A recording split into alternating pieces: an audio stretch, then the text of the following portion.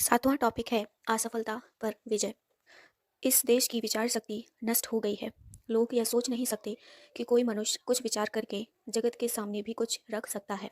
अपने अनुभव से खोज कर कोई कुछ सत्य जगत के सामने रखे तो जगत यही पूछता है, कहाँ से लाए तुम यह सत्य? किस शास्त्र या किस गुरु से पाया है यह तुमने? भले आदमी यह नहीं सोचते कि शास्त्रों का मूल और गुरुत्व का मूल भी तो अनुभव है। अगर शास्त्रकारों ने इस जगत की अनुभव से पढ़ा तो आज कोई क्यों नहीं पढ़ सकता? बेचारा उपक आजीवक भी ऐसा ही भोला निकला। मेरा परिचय पाकर और मेरे मुंह से कुछ नई बातें सुनकर वह चकित हुआ। पर बेचारा यह ना सोच सका कि वर्षों तपस्या करके दिन रात चिंतन मनन कर यह अमूल्य सत्य मैंने खोज लिया है। उसने मेरी नई बातें सुनकर यही पूछा, तुम्हारा गुरु कौन है? मैंने कहा, कोई व्यक्ति विशेष मेरा गुरु नहीं है, यह सारा जगत मेरा गुरु है। प्रकृति ही एक खुली हुई पुस्तक है, उसे मैंने अपने अनुभव से पढ़ा, इसीलिए मैं स्वयं अपना गुरु हूँ। मैं आहारत हूँ, शास्त्र हूँ, सबुद्ध हूँ। जगत में धर्म चक्र घुमाने के लिए काशियों के नगर को जा रहा हूँ। उपक हंसकर बोला, महाशय, जैसा तुम दावा करते हो वैसे होते तो अनंत जिन बन जाते। मैंने कहा, मुझ सरीखे मनुष्य ही अनंत जिन कहलाते हैं। जिनत्व चमड़े पर नहीं दिखाई देता और ना जिनत्व का कोई बाहरी ठाठ होता है, वह तो आत्मशुद्धि पर निर्भर है। जिसने सत्य का दर्शन किया है, विकारों पर विजय पाई है, वही जिन है। अच्छा भाई, हो गए तुम जिन। यह कहकर नाक मुंह सिकोड़ता हुआ उपक चला गया।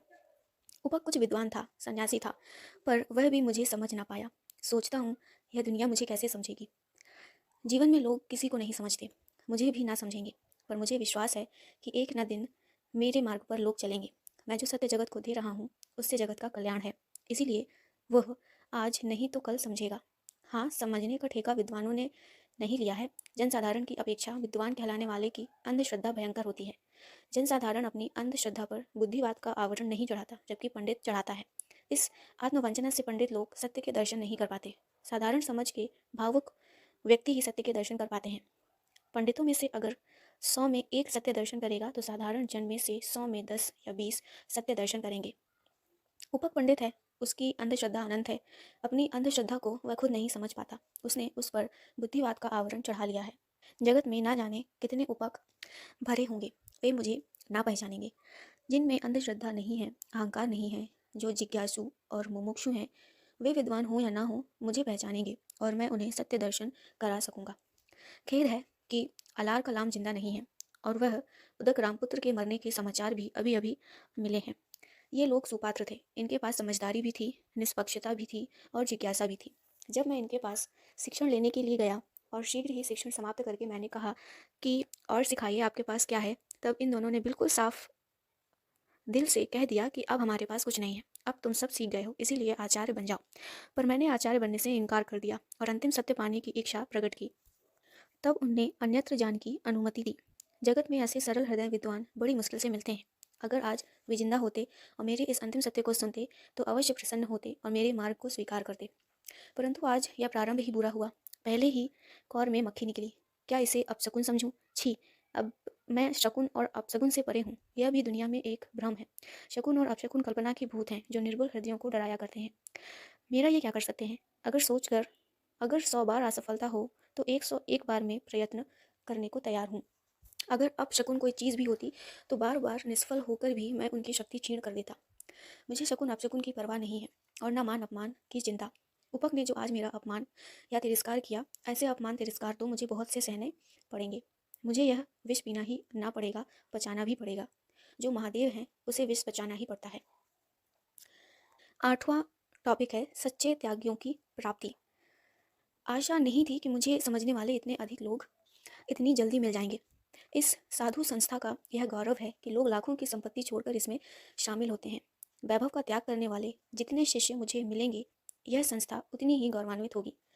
ऐसे लोग प्रलोभनों को अधिक जीत सकते हैं। उनको बात बात पर इस बात का ख्याल आता है कि इससे अच्छा तो हम गृहस्थ अवस्था में खा सकते थे, पहन सकते थे और स्वतंत्रता से कर सकते थे। अब भिक्षा से भोग भोगने का अर्थ है। जो लोग अपनी गरीबी को छुपाने के लिए या किसी तरह पेट भरने के लिए मेरी साधु संस्था में आएंगे और यह देखेंगे कि खाने पीने की सुविधा पहली अवस्था से अच्छी है या नहीं, वे कुछ नहीं दे सकते, ना कुछ पा सकते हैं। उनका साधु बनना कठिन है। यह अच्छी बात है कि बहुत से वैभव त्यागी भी मेरी संस्था में हैं। उन्हें त्याग का आनंद आ गया है। शारीरिक सुखों की अपेक्षा मानसिक सुख में वे अधिक संतुष्ट हैं। वास्तव में सुख मन की ही चीज़ है, पर दुनिया इसे समझती कहाँ है। वह बाहर ही सुख देखती है। दुनिया यह नहीं सोचती कि यदि स्वास्थ्य अच्छा ना हो, जीभ अच्छी ना हो, भूख ना हो, तो सड़रस व्यंजन भी बेस्वाद मालूम होंगे। यदि भूख हो, निरोगिता हो, तो सूखे चने भी सड़रस व्यंजन से लगेंगे। आनंद का स्रोत भीतर से है, बाहर से नहीं। जिसने इस तत्व को समझ लिया है वही त्यागी या साधु बन सकता है। जब भद्रा और पिपली की बात पर विचार करता हूँ तब त्याग की महत्ता के आनंद से दिल भर जाता है। भद्रा सरीखी सुवर्ण वर्णा सौंदर्य मूर्ति युवती, एक विपुल श्रीमंत की बेटी, एक विपुल श्रीमंत पुत्र वधु, एक विद्वान श्रीमान स्वस्थ सुंदर युवक की पत्नी। उसने संसार हित और आत्महित के लिए गृह त्याग कर दिया, और ऐसी पत्नी और विशाल वैभव का त्याग करके, सैकड़ों दास दासियों को स्वतंत्र करके पिपली भी गृह त्यागी हो गया, और आज वह मेरे ब्रह्मचर्य चरण कर रहा है। ऐसे ही लोगों से संग की महिमा है। ऐसे ही लोग बिना किसी प्रलोभन में पड़े जनता की सेवा कर सकते हैं। पिपली के त्याग ने सैकड़ों दास दासियों को स्वतंत्र कर दिया। उसकी संपत्ति सैकड़ों घरों में बांट कर आनंद वर्षा करने लगी। यह क्या जगत की कम भलाई है? खाने और पहिरने के लिए मनुष्य को बहुत थोड़ा चाहिए। अगर सब लोग अपनी आवश्यकता के अनुसार खाया और पहना करें तो जगत में गरीबी दिखाई ही ना दे। आर्थिक संघर्ष रुक जाने से जगत के प्राय सभी पाप निशेष हो जाएं। पर मनुष्य में ऐसी तृष्णा है कि उसने जगत को दुखागार बना रखा है। इस दुखागार को जितना सुखमय बनाया जा सके उसी के लिए मेरा यह प्रयत्न है। जितने लोग मेरी साधु संस्था में प्रविष्ट होंगे, जगत का आर्थिक संघर्ष उतना कम हो जाएगा। जगत की संपत्ति को बंटवाने वाले कम होंगे। खासकर श्रीमंतों के संन्यास से जगत का बहुत लाभ है, क्योंकि संपत्ति उसके पास रुकी रहकर दूसरों की हानि करती है। अगर भद्रा और पिपली सरीखे श्रीमान लोग गृह त्याग करने लगे तो जगत से दास्तां बिल्कुल नष्ट हो जाए, गरीबी अदृश्य हो जाए। देखूं मैं कहाँ तक सफल होता हूँ। जगत पर इन श्रीमंतों का ही बोझ नहीं है, किंतु साधु वेशियों का भी बोझ है। ये साधु वेशी भी परिग्रह के घर बन गए हैं। इनके ठाठ राजाओं से कम नहीं होते। ये सत्य की ग्रहण करने को तैयार नहीं है। कोई लुप्त तत्व का आविष्कार करे, जगत को विवेक और सच्चे त्याग के रास्ते पर ले जाए, तो ये लोग उसमें बाधा डालते हैं। पर सारी पुत्र और मौत गल्यायन को धन्य है जो इस चक्कर से निकलकर आज मेरे पास ब्रह्मचर्य चरण कर रहे हैं। आज के बहुत से साधुवेशी लोग परलोक के नाम पर भोले लोगों को लूटते हैं, ज्ञान के विकास को रोकते हैं, कुरीड़ियों को पूजा करते हैं, विचारकता का दमन करते हैं। फिर भी आज वे लोग पूज्य हैं, श्रीमान हैं, महंत हैं। सारिपुत्र और मौद गल्यायन भी इसी साधु संस्था में थे, पर ये जिज्ञासु थे, सत्य के खोजी थे। इसीलिए जब इनने अश्वजित को भिक्षा लेते देखा और उसके मुंह वे मेरा संदेश सुना, तब तुरंत ही मुझे शास्ता मान लिया और परिवाज्रक संघ की महंताई का प्रलोभन छोड़कर मेरे पास ब्रह्मचर्य चरण को आ गए। संजय परिव्राजक ने इनसे कहा, आवृषो, यह अनर्थ मत करो। तुमने परिवाज्रक संघ से सब कुछ पाया है। तुम दोनों को मैं आज ही परिवाज्रक संघ का महत्व बना देता हूँ।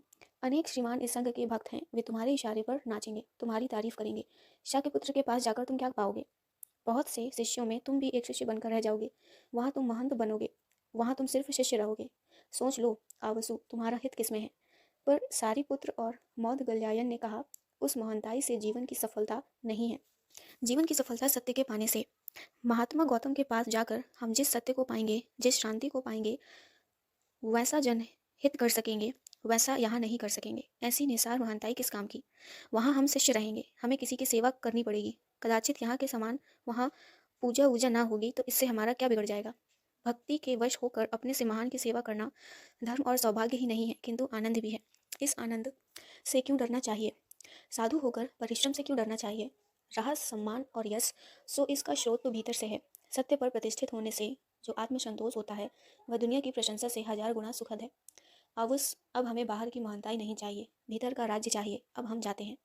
इस प्रकार सत्य की भक्ति, जनसेवा की भावना और आत्मशांति से प्रेरित होकर लोग मेरे पास आ रहे हैं।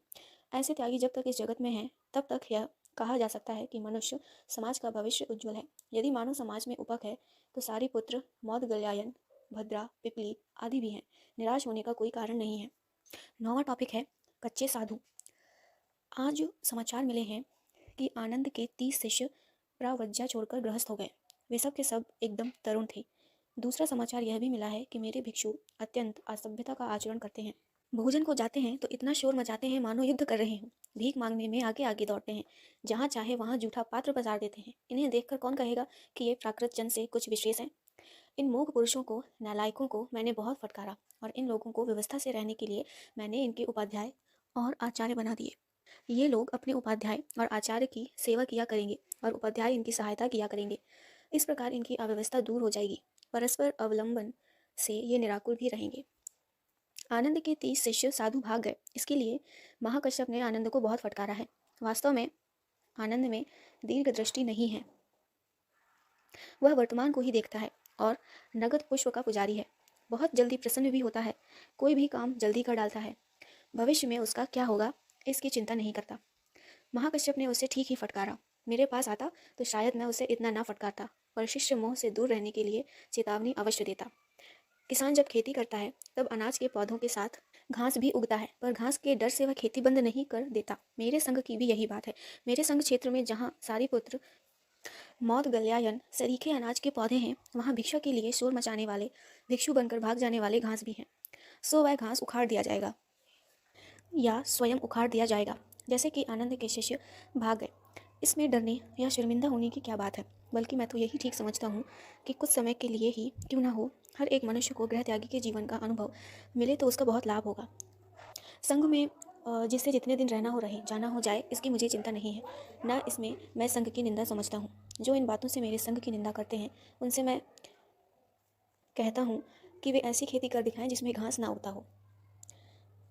10वां टॉपिक है सेवक संग्रह का कारण। लोग कहते हैं श्रमण गौतम घर उजाड़ता है। वह पतियों को साधु बनाकर स्त्रियों का सुहाग लूटता है, बूढ़ों के सहारे नष्ट करता है, बेटों के बाप लूटता है। अच्छे अच्छे श्रीमंत घर इसने उजाड़ दिए हैं। 1000 जटिलों के सिर मुड़ा दिए। सज्जय के 250 शिष्यों को भी मोड़ ले गया। अब न जाने किसे हड़पने यहाँ आया है। मूढ़ लोग जो इस प्रकार की निंदा करते हैं उसका समाचार लेकर मेरे शिष्य मेरे पास आए थे। मैंने उनसे कह दिया, तुम लोग चिंता ना करो, 1 सप्ताह से अधिक यह निंदा ना रहेगी और सत्य के दरबार तक तो एक क्षण भी न पहुंचेगी। यह तो प्रसव पीड़ा है। समाज में समता लाने के लिए यह पीड़ा आवश्यक है। मैं अमीरों के घर उजाड़ना चाहता हूँ, क्योंकि ऐसा होने ही गरीबों के घर बसेंगे। लोग में उन्मत्त ललनाएं संपत्ति की निसारता समझेगी, दान देना सीखेगी। अभी समाज भोग विलास की तरफ इतना झुक गया है कि उसे दूसरी दिशा में लाने के लिए यह करना ही चाहिए। आएगा जब मैं इस काम में रोक लगाऊंगा। मेरा मार्ग मध्य में है। मैं निरतिवादी हूँ। विलासियों की संख्या घटाना आवश्यक है। संपत्ति के ये भाजन के लिए भी यह जरूरी है। संपत्ति के विभाजन के लिए भी यह जरूरी है। बाद में जब ऐसा अवसर आएगा कि संन्यास का अतिरेक होगा, समाज सन्यासियों का बोझ ना सह सकेगा, गृहस्थ आश्रम को ही धक्का लगने लगेगा, तब मैं अवश्य इस विषय में रोक लगा दूंगा। अभी तो मुझे श्रीमानों के घर उजाड़ना है। इससे समाज का विकार कम होगा और समाज के लिए योग्य सेवक भी मिलेंगे। जनता तो पागल रोगी के समान है। उसे तो सिर्फ चिकित्सा का कष्ट मालूम होता है। चिकित्सा से क्या लाभ होगा इसे वह नहीं देख सकती। वह तो वैद्य ही देख सकता है, इसीलिए वह रोगी के आक्रोश की चिंता नहीं करता। समाज की चिकित्सा के लिए मुझे भी जनता के आक्रोश की चिंता ना करनी चाहिए।